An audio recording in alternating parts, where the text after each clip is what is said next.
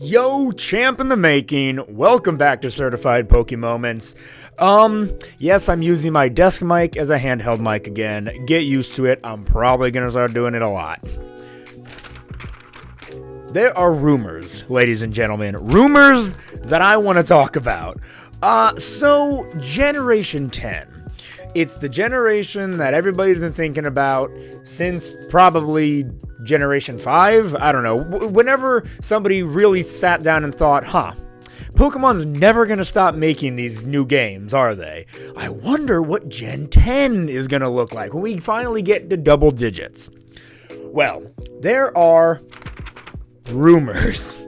And I just want to talk about the rumors and just kind of give my general opinions of what I think about some of these. It's either that or talk about my top 5 least favorite Pokemon. Yes, 5, not 10. I really don't dislike that many Pokemon. And even the ones I'd put in my bottom 5 wouldn't have been that impressive. If you guys do want to see a video like that, let me know down below. But for now, we're going to talk rumors for Gen 10. And I do have a physical piece of paper because I'm not memorizing jack. So let's go ahead and start with the rumor of where this region will be set.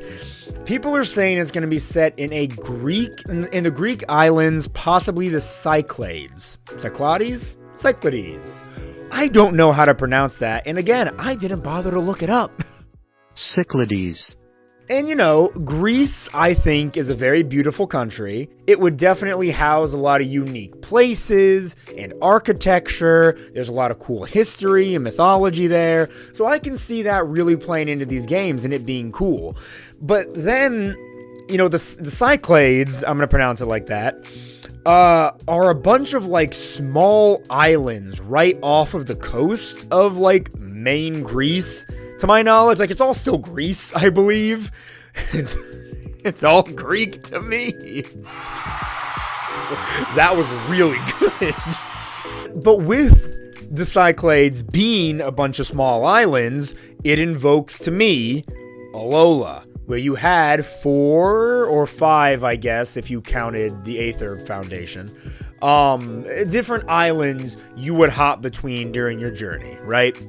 And that's kind of what we can expect. What I've been seeing is that players would travel between islands with an emphasis on exploration and travel. But isn't that what you do in literally every single Pokemon game? Especially when coming to like Gen 9, where you have an open world Pokemon game, or even in Gen 8 with the wild areas, or Legends Arceus. You just get to explore these really wide open areas and discover new items or interesting Pokemon. You get to stumble across, like in, again, Scarlet and Violet, there are these giant random chasm door things that are all chained up. What's that? What's the lore about that? I don't know yet. It hasn't been revealed to me. We explore already, and I don't know about you guys, Alola was not one of my favorite regions, but that's besides the point. I can't get off on an Alola rant. If you guys want to know more about my feelings on Alola and the Gen 7 games in general, go watch my tier list where I ranked every single game that Pokemon's made. Anyway, I'm cautious about the different islands and the island hopping and everything. But if Pokemon does it right, I've heard rumors, people are like, it could be like Wind Waker. I've never played Wind Waker, but you know, people like that game. People like that game a lot. So this might be a good idea to make a Pokemon game where you just traverse the waters.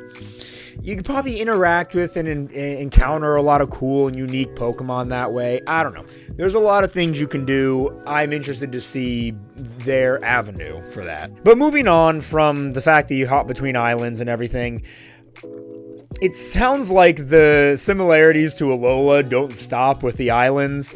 Apparently there's, and again, all rumors, gonna be this new gimmick called Gigaxis, which might involve powerful island guardian Pokemon. Now, what does that sound like to you? That, to me, sounds like all those boss battles in Sun and Moon, like the Lurantis, or the Gumshoos or Alolan Raticate, depending on your game. That sort of thing. The wishy-washy, you know? And where they all just like, they come alive they get bigger, their stats are buffed, I think. They got all the aura around them. That sounds pretty much identical. Now, will Gigaxis, will that also be able to happen to your Pokemon? Do you get to give your Pokemon a temporary buff in stats with aura and everything? It's because that to me sounds like a mixing of like the totem Pokemon. That's the word I've been looking for. That to me sounds like a mixture of totem Pokemon and Mega Evolution. You're getting a boost to your stats, but you're also like getting bigger, and this is happening on different islands. Because if it's a gimmick, it's not just gonna happen to wild Pokemon or to boss battle Pokemon, right? It's gonna have to happen to you, unless, like Sun and Moon, this is only a totem Pokemon wild thing, totem wild Pokemon thing, and there's another gimmick like there were with Z moves.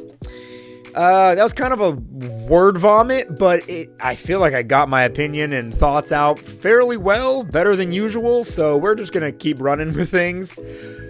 The starter Pokemon. I could save this for last, because this is probably like one of the more rumory and exciting things to discuss and talk about the potential of, but this is just where I'm putting it in the list. So the starter Pokemon are said to be a Fire-type Goat, a Water-type Octopus, and a Grass-type Snail.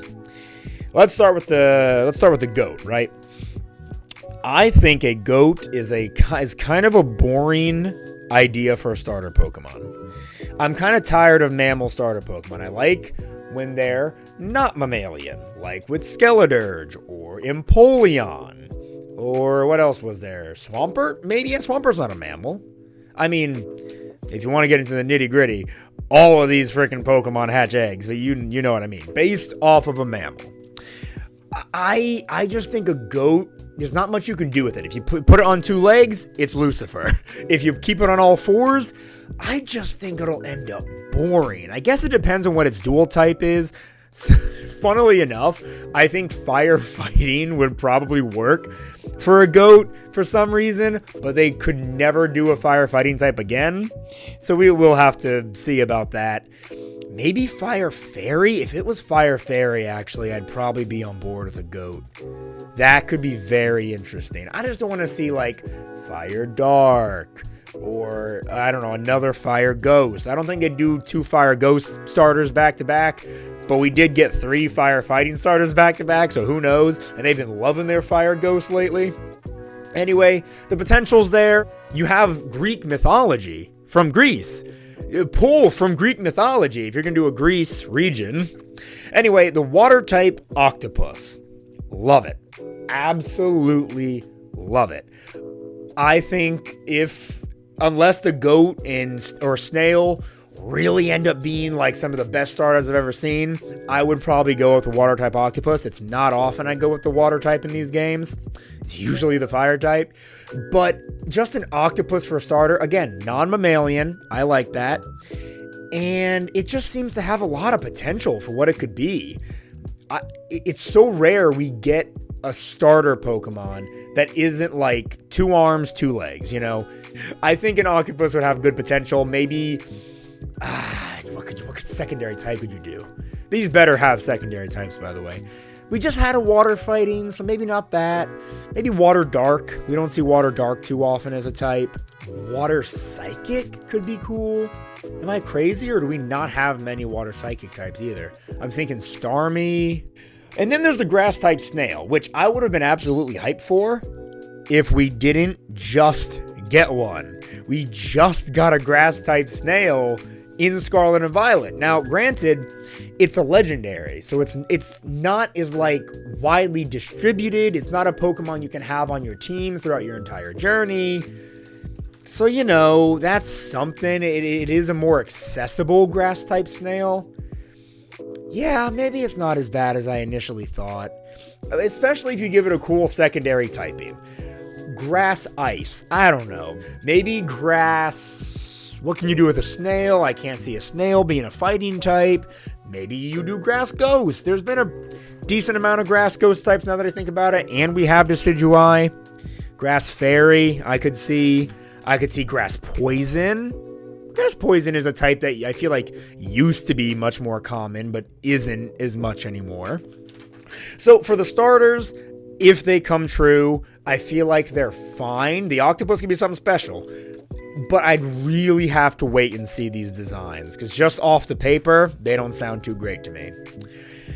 Then there's this after the starters, I have written here, Exuvenation mechanic. Exuvenation.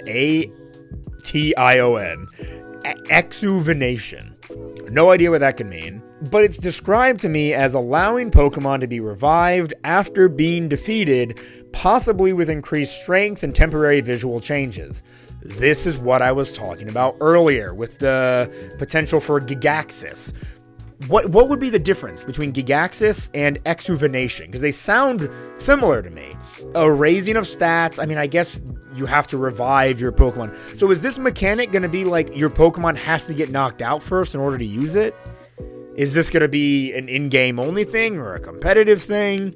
I don't know. It doesn't sound like something you can use in competitive. I mean, reviving Pokemon is so rare outside of the main games. It's really only done with that new move, Revival Blessing.